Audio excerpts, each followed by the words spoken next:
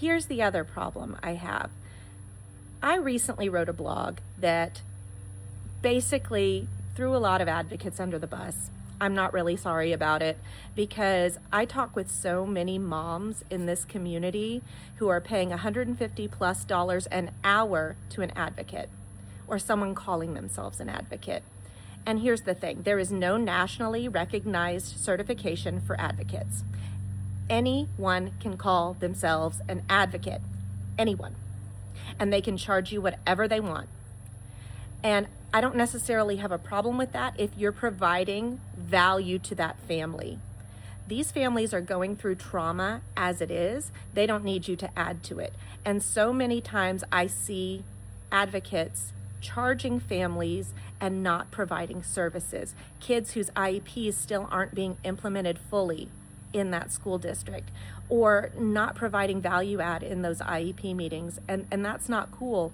And another thing this mom says is parents should advocate for their children. And I agree with her. One of the comments that we got a lot was, well, what are your credentials? What are your credentials? Who are you to be giving advice or having any kind of opinion on your own child's education? And I think that is really central to the problem a lot of parents are facing right now, which is this idea that they are not qualified to have an opinion in their own child's education. But what she's not saying is that the advice she's giving is from that parent's perspective. She's giving advice to other parents without the credentials to back that up. So I agree, parents don't need to be credentialed to give advice on their own child, but you better have some credentials before you start advising other people on what they should do for their children. So I want to know what your experience is in the special education field. How many classrooms have you been in? How many volunteer hours do you have? What are your credentials? And my problem is, when I went to her website, this is what I found.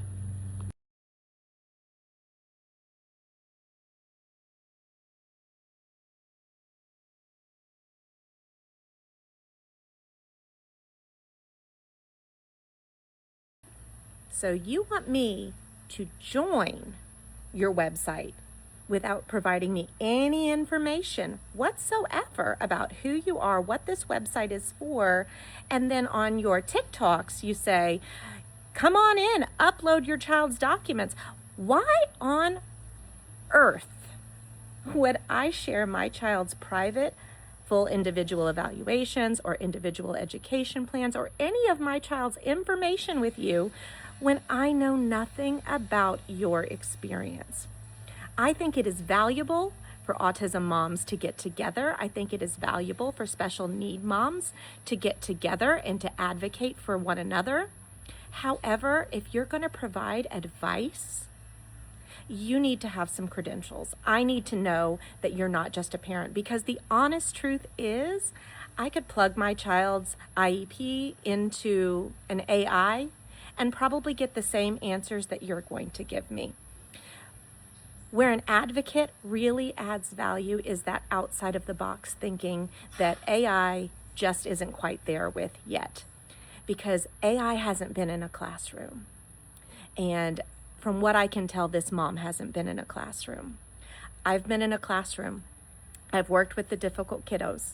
I love my difficult kiddos. I love my babies. Ask anyone whose child I've taught.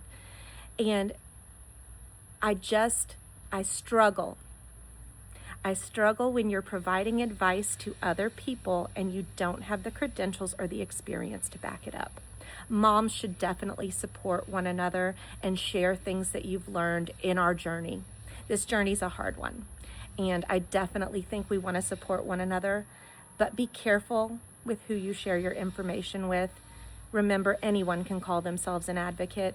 Know who you're talking to, know who you're dealing with, and make sure that if you're spending a lot of money, that they're providing value add for you and your family, and that your child's school year looks better because of that person.